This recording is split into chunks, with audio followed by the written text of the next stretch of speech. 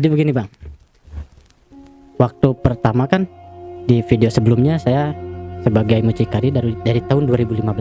Oke.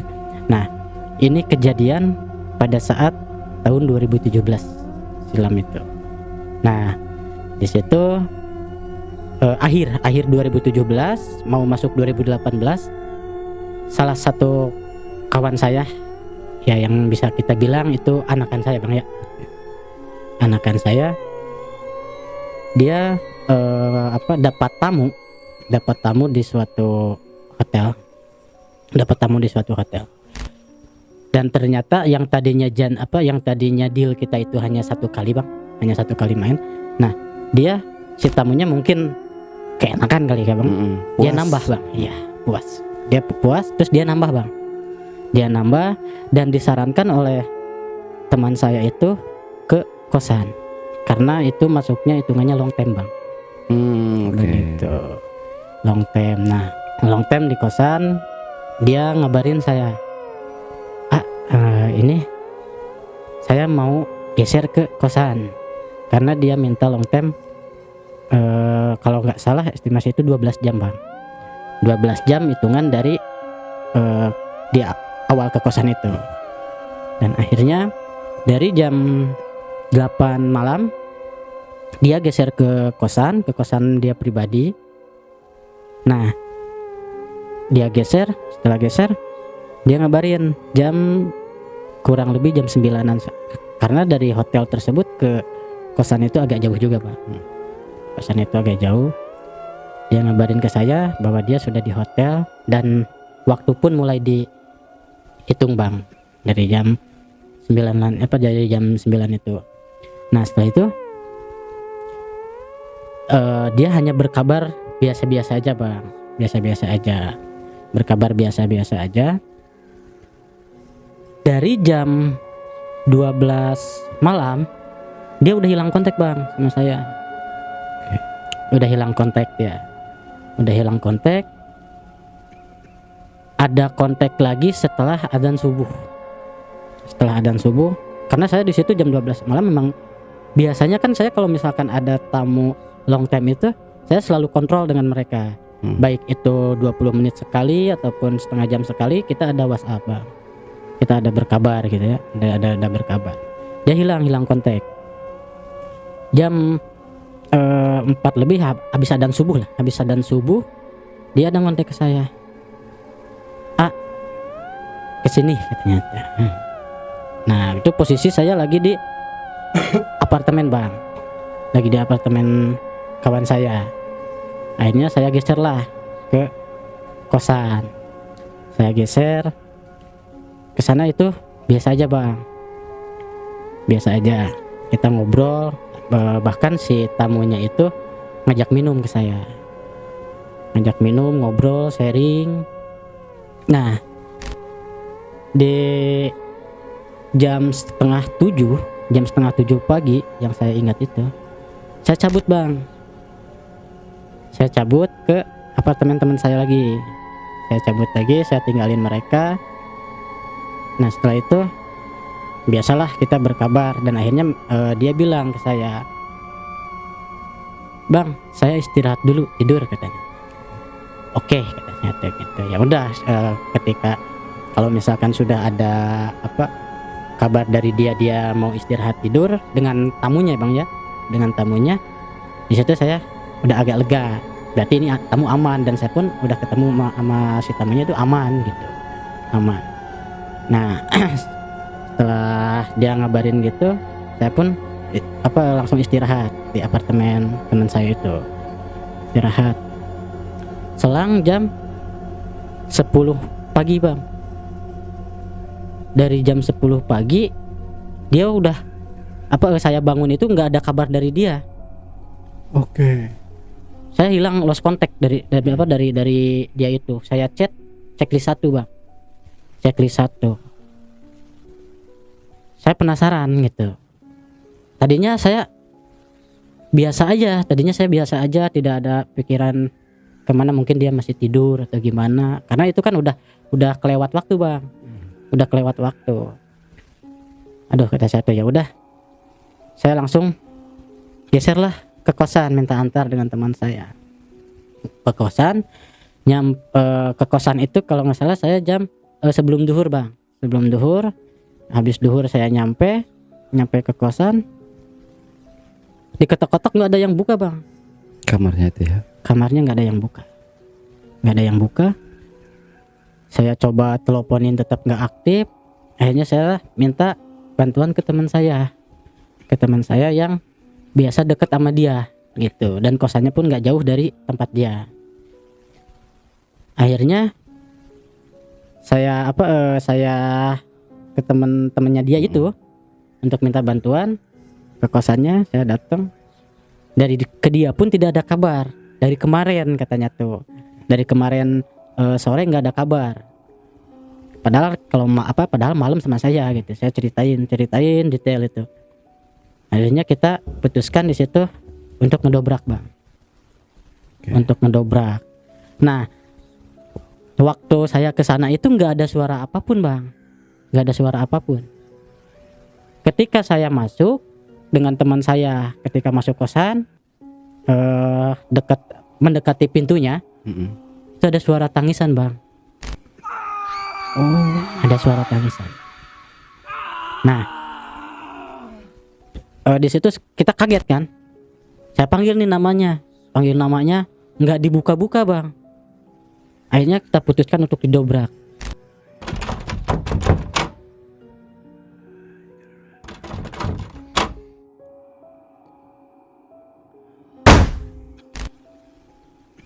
Dan ketika didobrak, ternyata posisi dia lagi main bang, tetapi nangis. Gitu. Ya kita bisa bilang itu gancet bang. Oke, tapi masih hidup. Masih hidup, dia nangis. Dan si cowoknya cuman bengong-bengong aja, dia nggak bisa dilepas, cuman minta tolong.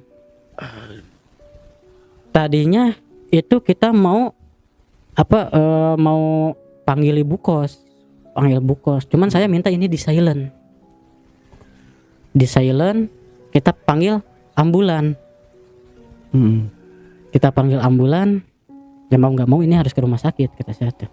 Gitu. Mau nggak mau ini harus ke rumah sakit. Kita panggil ambulan. Ternyata di situ udah rame bang. Udah rame, entah bocor dari mana itu kabar. Mungkin itu pernah masuk media bang, media online itu pernah masuk bang. Pernah rame juga tahun itu bang. Nah, setelah itu akhirnya dibawalah ke ambulan bang. Dibawa ke ambulan ke rumah sakit.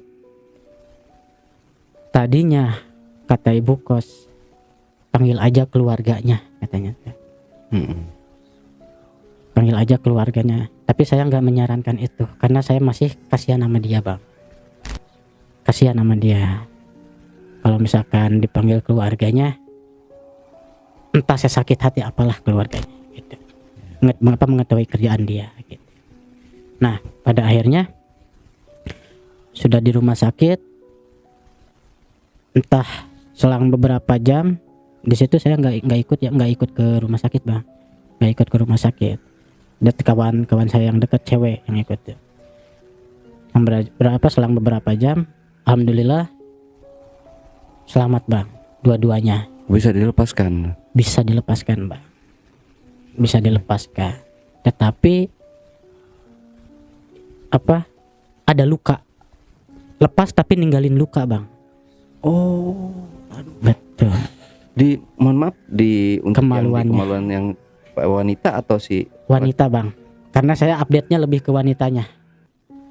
Gitu. Saya update-nya lebih ke wanitanya karena itu sebagian dari keluarga besar saya juga gitu, keluarga besar pekerjaan saya gitu ya. Itu betul, perbeoan itu. Nah, setelah itu meninggalkan luka dan kena mental juga bang. Teman saya itu kena mental. Dia cenderung lebih ke melamun kayak orang yang gila enggak, hidup enggak, mati enggak gitu loh. linglung gitu linglung ya. aja gitu. Orang itu jadi teman saya itu jadi kayak linglung itu. Akhirnya salah satu teman saya yang kosannya teman dia juga yang kosannya dekat sama dia itu, akhirnya inisiatif panggil psikolog bang, panggil psikolog. Tapi dia itu belum bisa bangun, makan masih disuapin gitu, nggak ke air kencing apapun di situ dia. Kencing berak di situ. Mungkin terlalu nahan sakitnya bang, gitu. Karena ada luka di kemaluannya itu. Akhirnya dipanggil psikolog pun, besoknya itu langsung dipanggil psikolog pun nggak masuk bang, nggak masuk sama sekali. Kata psikolog, coba diterapi aja pelan-pelan katanya. Jangan sering ditinggal sendiri dia. Selang berjalan ya saya kembali lagi ke aktivitas saya sambil mantau juga, sambil sambil nyari info perkembangan dia juga dari teman saya yang ngurus. Kita masih chatting dan pada akhirnya si teman saya ngabarin nih, udah agak mendingan, agak bisa ngobrol gitu. Siang-siang tuh ngabarin, bisa ngobrol ya, alhamdulillah kata saya tuh, kalau gitu maka setelah itu malamnya saya coba ke kosan, main ke kosan, ngobrol sama dia sepatah dua patah gitu ya, masih nyambung bang, nyambung aja gitu di situ tuh. Selang beberapa hari saya nggak ke kosan lagi nih. Mungkin ada 2 hari 3 hari lah saya nggak ke kosan lagi semenjak obrolan itu. Saya masih sibuk di luaran sana ya, ngejalanin kerjaan saya itu bang. Nah di situ saya cobalah komunikasi ke teman saya, itu gimana, saya udah di kosan, dia juga udah bisa kok, udah bisa jalan sendiri katanya tuh, udah bisa beli makan sendiri katanya tuh. Oh ya udah kata saya tuh, kalau gitu mah ntar saya kalau nggak besok lusa saya mampir ke kosan kata saya tuh, kita ngopi-ngopi kata saya tuh gitu. Dan akhirnya ketiga hari saya datang bang ke kosan. Nah setelah datang itu kan posisi kosan itu ada gerbangnya bang ya. Waktu mau masuk ke kamar kosan dia, ada gerbangnya dulu bang, itu tertutup. Karena kan kalau misalkan ada orang yang mau masuk ke situ, otomatis penghuni kos yang punya gembok dari ibu kosnya cadangan, gitu, gembok cadangan kayak gitu. Nah kita nunggu teman saya yang kosannya dekat sama kosan cewek itu. Akhirnya nggak selang lama ada kita ke ibu kos nanyain itu gimana, nggak lihat kayaknya lagi pulang katanya tuh. Oh lagi pulang ya, siapa tahu ada gitu. Tadinya saya ke situ tuh, iya soalnya udah 2 hari bang, dia udah 2 hari nggak kelihatan, biasanya ada kalau pagi itu beli sarapan di depan katanya tuh.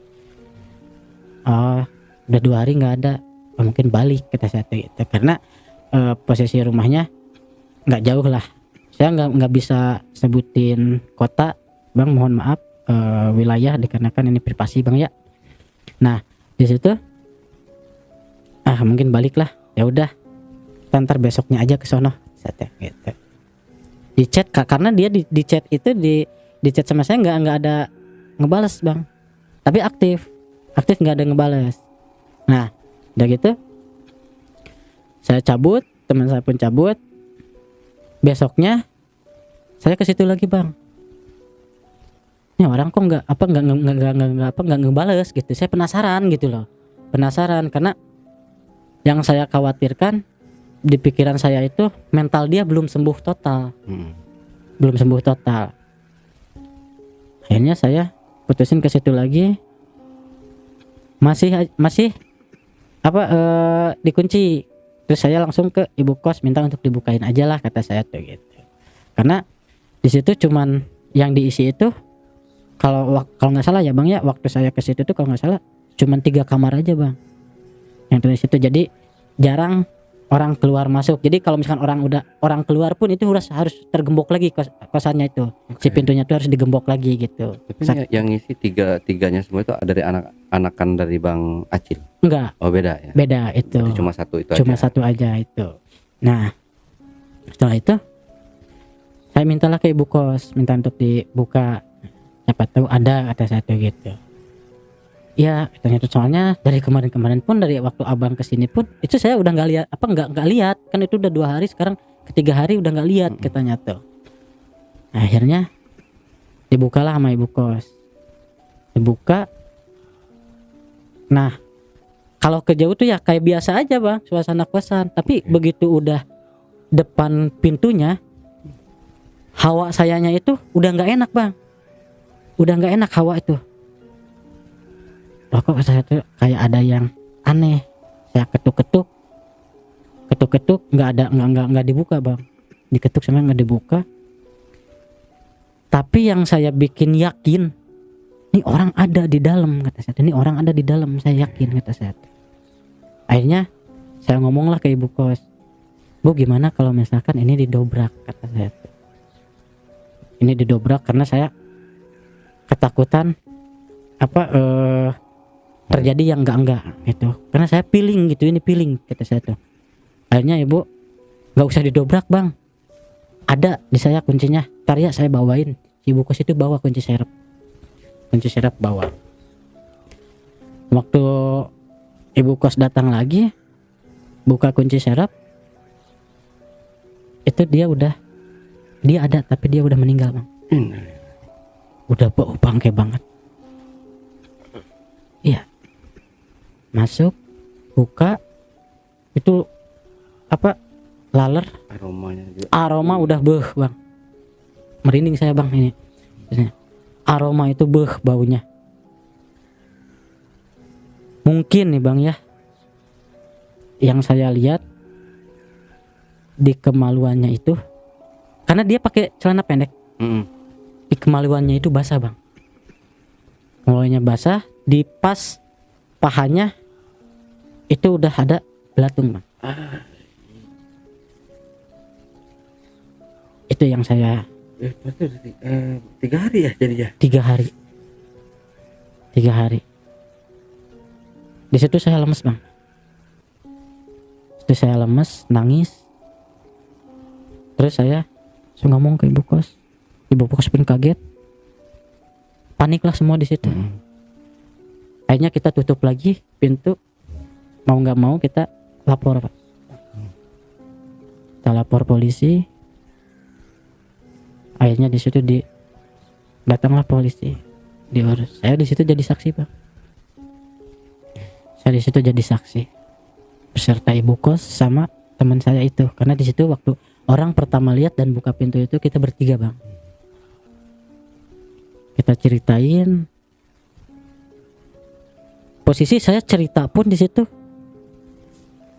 ingat nggak ingat bang, karena tiap ditanya saya ingatnya flashback ke teman saya itu lagi, karena benar-benar nggak nyangka gitu bisa mati nggak wajar kayak gini.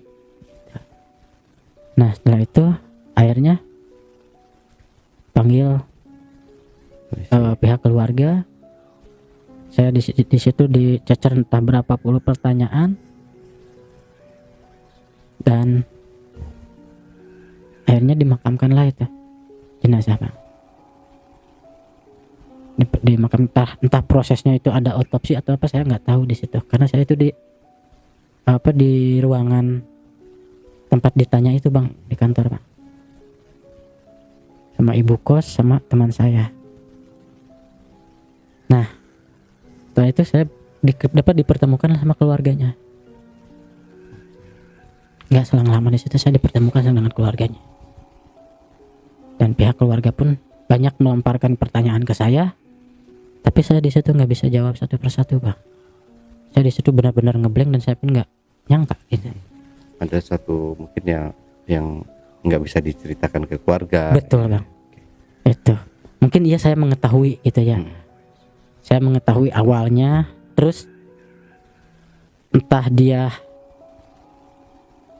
dari awal gancet itu berlanjut penyakitnya sampai meregang nyawa dia, atau matinya dengan cara gimana itu saya nggak tahu bang. Cuman saya lihat udah posisi terkapar di kasur, ada belatung di paha, di celana pas kemaluannya itu basah.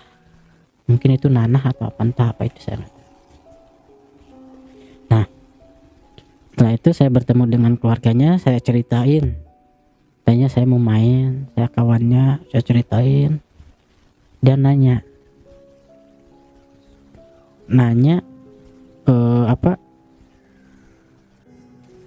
seminggu ke belakang atau entah apa, itu pertanyaan yang saya nggak bisa jawab itu bang.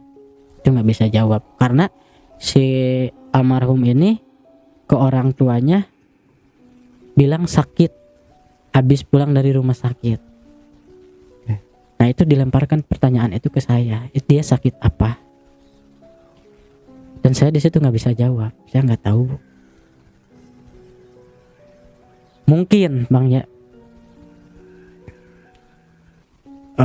si keluarganya penasaran dia sakit apa, dia tanya ke teman saya, entah teman saya menceritakan ke keluarganya atau enggak, saya nggak tahu. Nah di situ udah keluarganya udah nggak bertanya lagi kepada saya.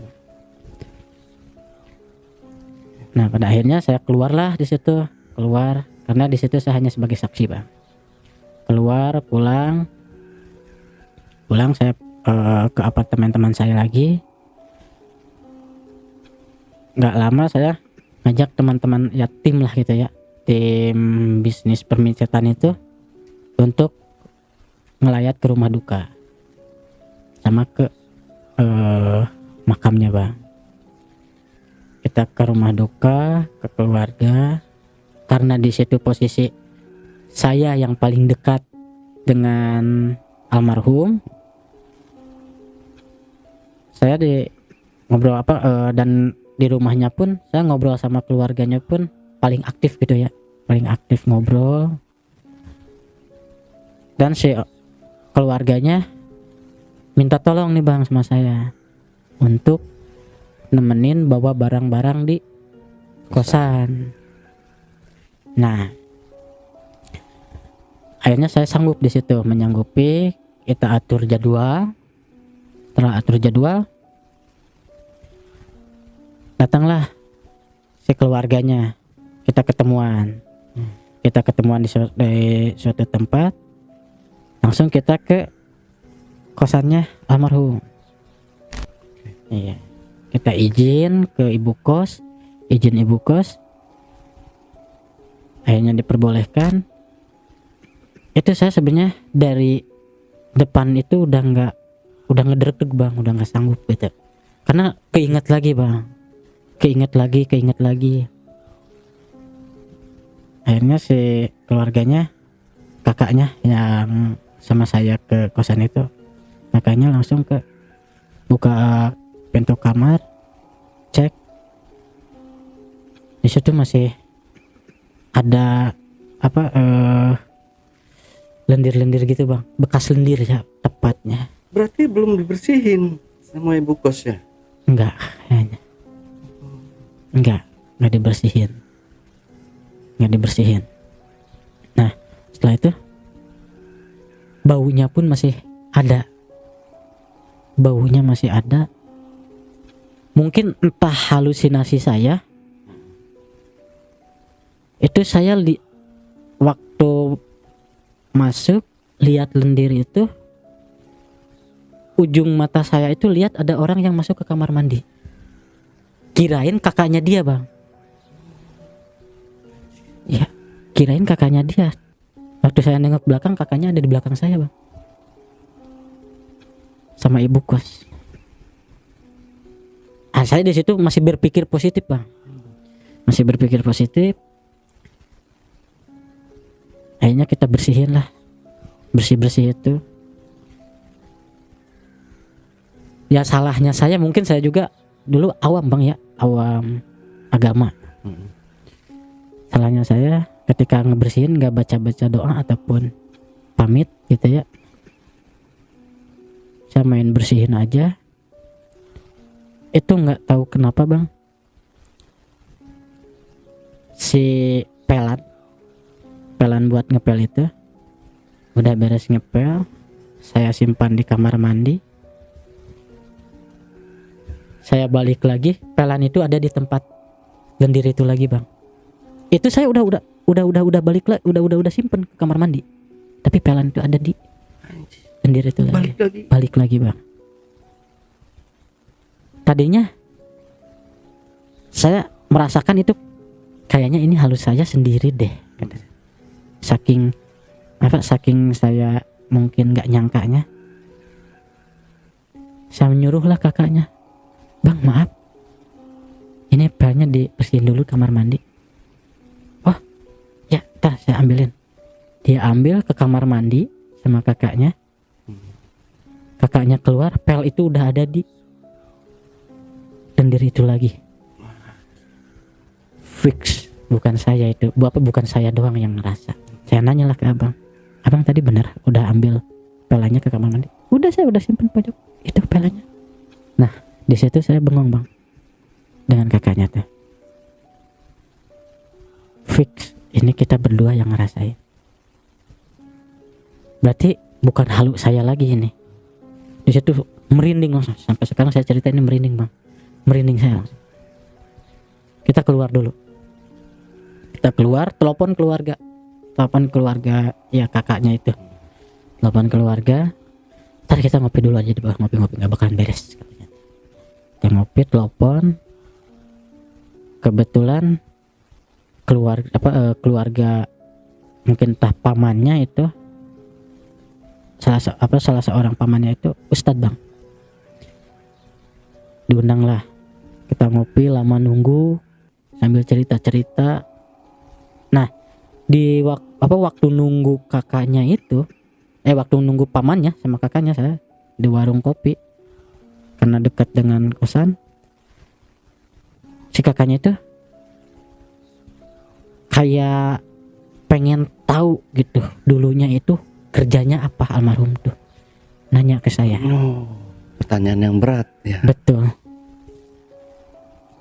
Saya disuruh nggak jawab bang, nggak bisa terbuka. Tapi kakaknya itu tetap, jadi kakaknya itu kayak yang tahu ada yang disembunyiin nih dari saya, gitu.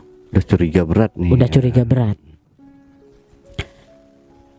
Saya di situ ya dengan celotehan saya memutar omongan. Udah bang, kita fokus ini aja dulu, kata saya tuh. Penting kita berdoa supaya almarhum tenang di sana. Dan ya, enggak Cil. Kalau misalkan ini biasa aja, gak mungkin kita waktu beresin terjadi kayak gini. Saya yakin adik saya belum tenang. Itu saya berpikir keras bang. Kalau misalkan saya cerita ke keluarganya dari nol,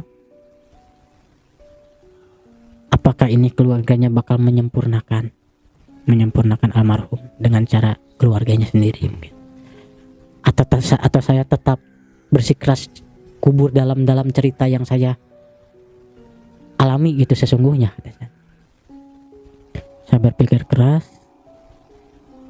Di situ nggak lama dia bilang sambil nepuk pundak saya tahu ada yang kamu sembunyikan, tapi saya nggak keberatan kalau kamu nggak cerita sekarang. Demi kebaikan almarhum, demi adik saya tenang di sana. Setelah kamu tenang, kamu ngobrol ke saya dari nol. Apapun itu perjalanan adik saya terima. Dan saya akan ngambil jalan keluar karena ini janggal. Kalau misalkan nggak kayak gini, nggak ada kejadian kayak gini, udah beres. Nah dia udah agak-agak emosi nih ke saya bang, agak-agak emosi. Nggak bakalan ada terjadi kayak gini katanya. Ya, akhirnya ya udah bang, kita fokus dulu aja ke kosan dulu, ke barang-barang almarhum, kata saya tuh. Akhirnya kita fokus. Datanglah pamannya itu, datang, udah lama nunggu, datang, ngobrol ya. Gue takut, gue heran, itu elap udah disimpan ke kamar mandi sama gue, kok balik lagi katanya ke tempat si ya adiknya itu, ya bilang dia namanya waktu meninggal katanya. Ya udah ayo katanya, naik ke atas. Sebelum masuk, pamannya itu suruh, yuk kita berdoa dulu. Dia berdoa, saya amin amin, dia berdoa. Akhirnya masuk dah situ. Tapi tetap bang, merinding itu masih ada di saya bang. Merinding, begitu masuk saya langsung merinding lagi. Kita fokus beres-beres. Ada satu kejadian, itu semua tahu, semua nyaksiin. Celana almarhum itu, kalau yang saya ingat itu celana jeansnya itu masih di dalam lemari bang. Kan lemari itu ada 3 tingkat. Nah kita bongkar yang bawah, tapi si pamannya itu buka yang atas, buka juga yang atasnya, bongkar tetap aja yang bawah dibongkar, dikeluarin, tapi yang atas itu loncat bang, satu celana loncat, jelas di situ kita keluar sendiri. Kayak ada yang keluarin terus dilempar.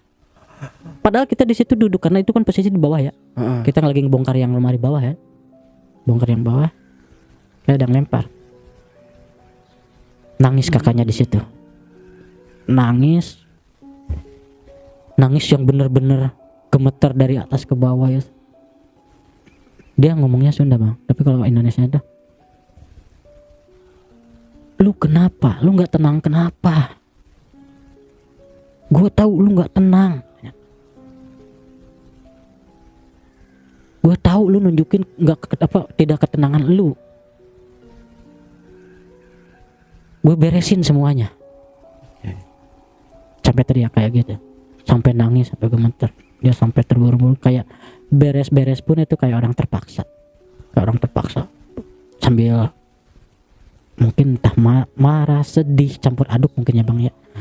Itu pun saya ikut nangis juga, Dan di situ saya mulai berpikir bang,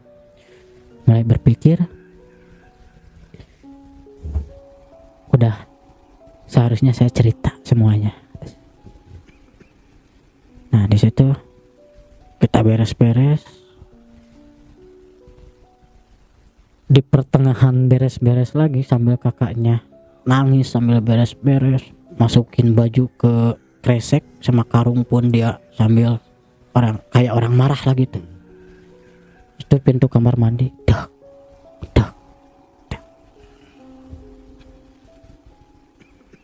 Itu bukan 1 kali 2 kali, berulang-ulang kali. dak. Lari kakaknya itu, lari ke pintu kamar mandi, ditendang, jebol bang. Jebol.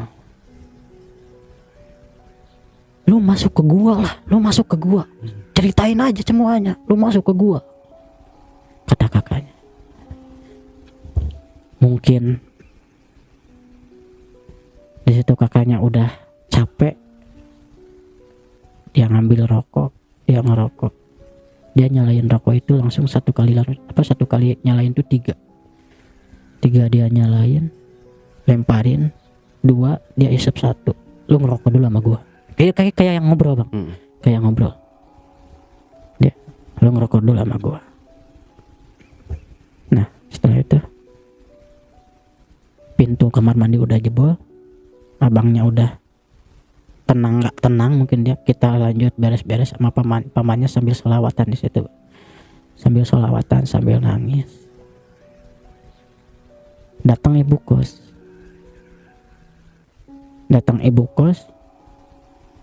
nggak lama itu datang, bukannya ngobrol bang, datang mau masuk, dia kaget, astagfirullah, lari langsung dia. Apa yang dilihatnya? Nggak tahu itu, saya belum tanya itu. Lari, Bu. Wah, saya bengong sama pamannya. Bu lihat, turun gitu, langsung, ayo kita ke ibu kos. Ke ibu kos, langsung ketemu ibu kos sama paman ngobrol. Akhirnya dia, tadi ada katanya. Ibu lihat, itu udah diyakini nama paman. Ibu lihat, ayo ke atas lagi, saya yang kawal katanya. Saya yang jaga. Takut gemeter ya ibu kos, takut. Ayo Bu, dibaca-baca, dikasih air sama pamannya itu. Akhirnya ibu ngomong, tadi ada si Neng ya, ada kawan saya itu, ada dia di depan kamar mandi lagi liatin keluar katanya. Makanya langsung kabur. Iya, makanya langsung kabur. Ya udah Bu, kata pamannya tuh, ayo ke atas ibu, tanya. Ya orang takut bang, suruh nanya. Ibu itu tetap gak mau meskipun dia udah tenang. Enggak, silakan dia ke atas, cepet-cepet diberesin aja ya Pak ya katanya.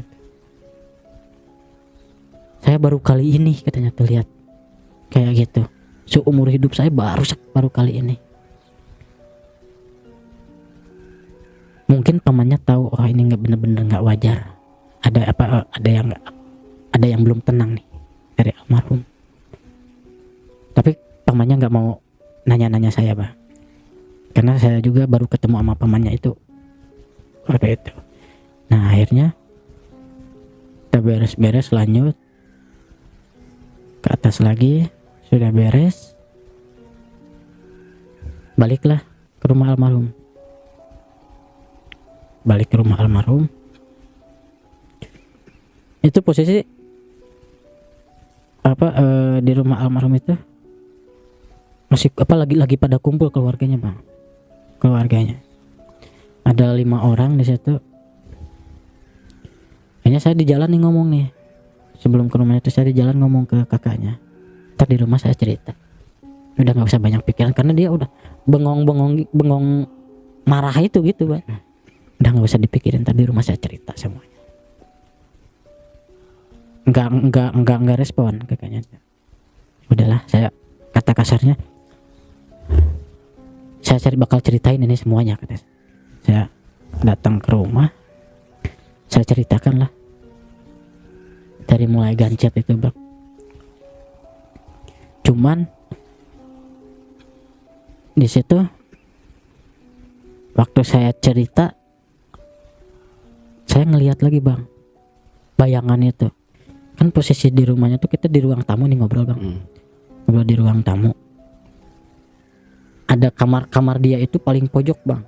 Kamar pribadinya dia itu. Kan di situ tuh ada ruang tamu, terus ada kamar entah kamar siapa ya, kamar ke-1, kamar kedua. Nah di paling pojok itu kamar dia, paling pojok itu. Nah di situ tuh saya ngelihat waktu saya lagi cerita baru awal, belum ke gancetnya itu, saya cerita itu ke keluarganya tuh. Masih pakaian biasa gitu deh ya. Iya, saya masih cerita dia dengan jalan sama cowok itu, saya tuh awalnya gitu saya cerita ini. Nah di situ saya langsung terdiam itu. Ini kode untuk stop cerita atau lanjut cerita?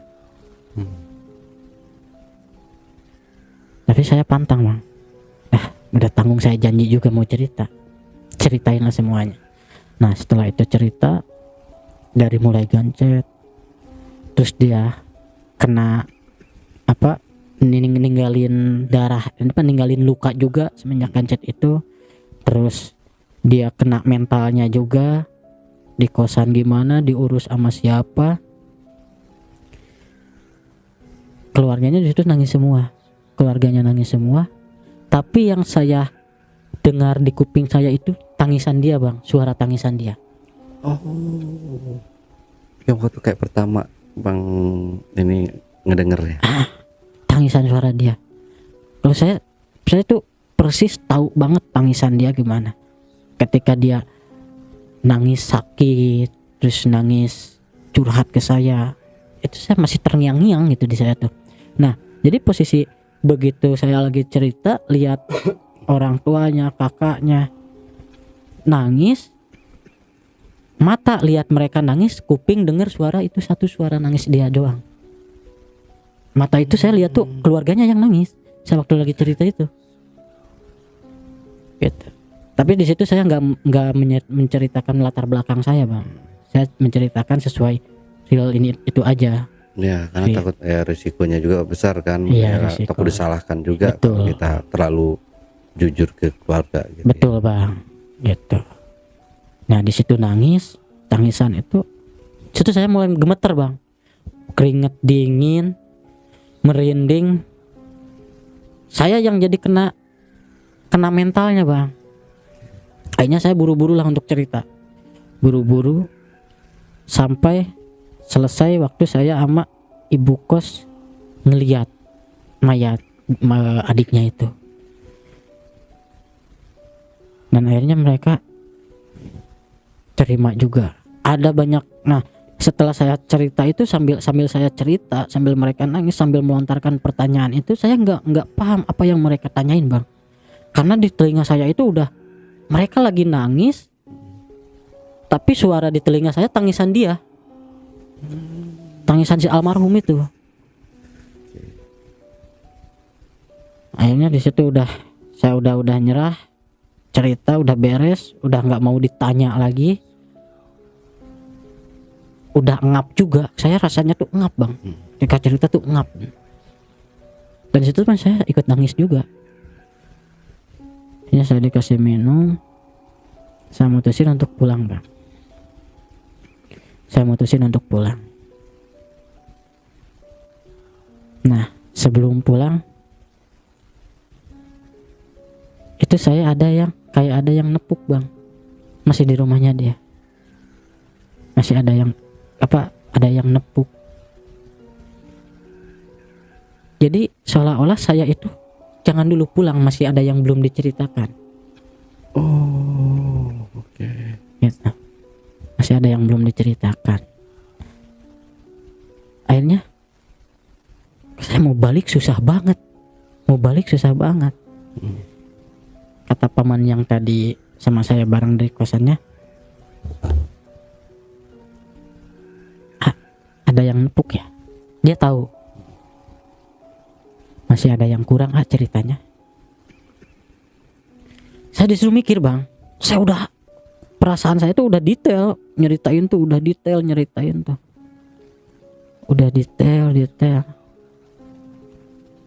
Akhirnya dia bilang masih ada yang kurang bang ceritanya. Iya saya cerita apa ini? Saya ini mau balik pun susah, kata saya tuh. Ya udah tenang aja, katanya. Saya ditenangin sama keluarga, sama pamannya itu yang lebih mengontrol emosional semuanya itu pamannya bang. Ya yang ustadz itu, tenang aja dulu, sok santai dulu, relax, katanya tuh. Saya sampai dikasih air doa dari pamannya itu. Ternyata ada satu yang enggak diceritain. Dia pernah bilang ke saya, itu waktu dia masih sehat, tapi kondisinya dia habis minum bang. Masih sehat, belum kejadian gancet itu bang. Dia cerita ke saya, saya harus cepet-cepet berhenti kerja, katanya. Harus cepet-cepet berhenti kerja di BO itu. Di BO itu. Soalnya umur saya kan semakin tua. Otomatis kalau misalkan udah tua saya mau kerja apa? Duit pun saya harus terkumpul. Mending kalau misalkan saya panjang umur, tapi kalau misalkan saya pendek umur katanya tuh. Nah, ada cita-cita dia satu, Bang. Cita-cita dia itu pengen banget nyuci kaki ibunya, Bang, sama minta maaf ke kedua orang tuanya. Cita-cita dia itu. Bukan cita-citanya, maksudnya tujuan dia, tapi belum kesampaian sampai ajal dia. Nah, saya mikir bolak-balik, ketemulah itu mungkin. Kata saya tuh. Saya ceritain. Itu lagi sehat, kata saya tuh. Lagi main, lagi nongkrong sama saya di sana, Bu. Kata saya tuh. Dia pernah cerita ke saya, tujuan dia itu ada satu yang dia belum tercapai, kata saya tuh. Pengen nyuci kaki ibu dan pengen minta maaf sama ibu sama bapak, kata saya tuh. Serot, itu tiba-tiba, Bang. Tiba-tiba di sini saya merinding. Saya merinding, ini cerita juga. Tiba-tiba merinding banget. Merinding. Itu jelas banget, jelas bentuk tubuh, bayangan tapi bentuk tubuh. Dia ngelewat tapi pelan, Bang. Itu saya langsung bengong di situ. Nangislah di situ ibunya. Nangis histeris ibunya. Iya, saya maafin, saya bla bla bla. Di situ lah saya bengong, saya nggak tahu ibu itu dia nangis jerit ngomong apa. Yang saya dengar itu hanya ya saya maafin. Yang penting kamu tenang. Nah, akhirnya situ saya bisa balik, Bang. Di situ saya tenang sedikit itu setelah ibunya histeris, ditenangin, udah tenang semua, udah kondusif semua. Saya di situ bisa balik, Bang. Saya balik, alhamdulillah, nggak ada kejadian apapun. Saya balik ke apartemen teman saya, ya biasa saya di situ. Saya balik ke situ. Ya di situ tidak terjadi apa-apa. Saya balik itu tidak terjadi apa-apa di apartemen. Di sore hari itu ya, tengah malam, Bang, ada satu kejadian ini yang saya benar-benar bikin saya kenok di situ, Bang. Bikin saya kayak lumpuh aja di situ, Bang. Tengah malam, posisi saya di situ ada orang 3, Bang. Saya, teman saya satunya cowok, teman saya lagi satunya cewek. Nah, tidur nggak tidur sih ya, tengah malam tuh ya biasa kita ya, namanya kita kerja gini ya, Bang. Kita hanya ngobrol-ngobrol, lihat chattingan. Ada yang ngetuk pintu, Bang, tengah malam. Ada yang ngetuk. Kirain saya biasanya kalau misalkan yang ngetuk itu orang yang kenal, terus mau ngasihin makanan ataupun minuman itu, Bang. Dibuka nggak ada. Saya buka nggak ada orang, tapi ada angin aja, Bang. Oh, kayak masuk gitu. Angin kayak masuk gitu. Di situ rasanya adem banget anginnya, Bang. Saya baru pertama ngerasain adem-ademnya angin. Adem banget. Masuk, saya lihat nggak ada. Wah, di situ saya mulai panik lagi, Bang. Parno lagi di situ saya. Parno. Tutup. Masuk. Bengong lah sama orang yang 3. Ya orang yang 2 itu ya, kita bertiga itu langsung bengong.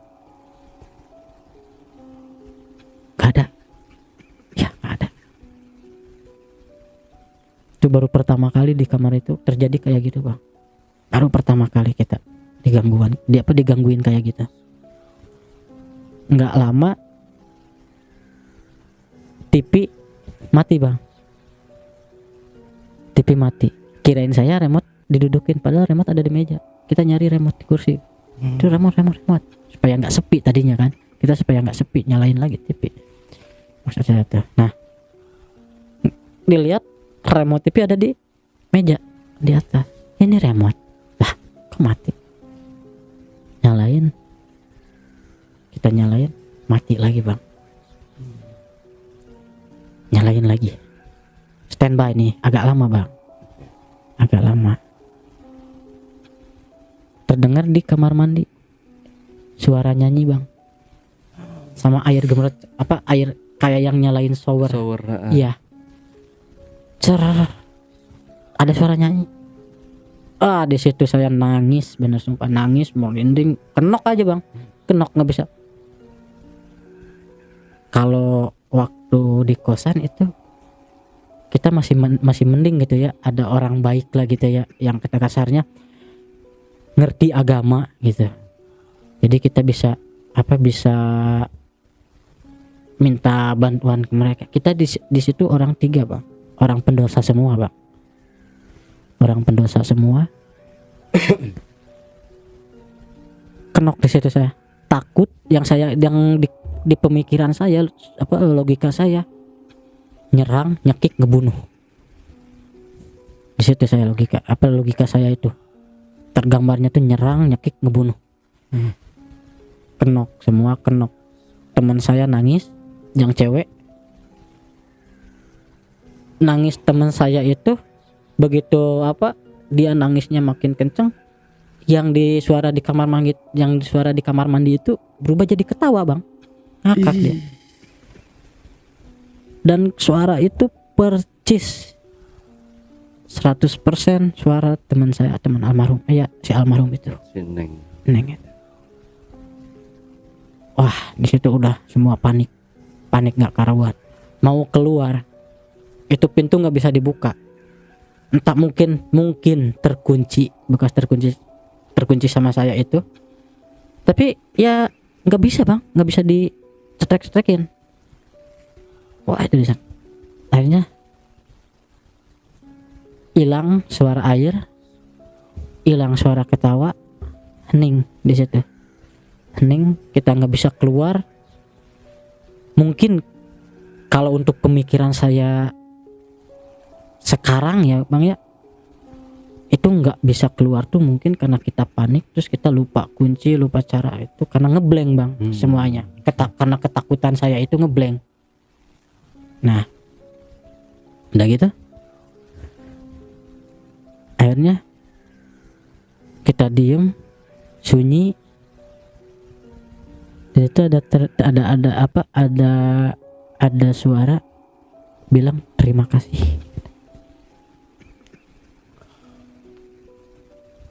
Terima kasih A.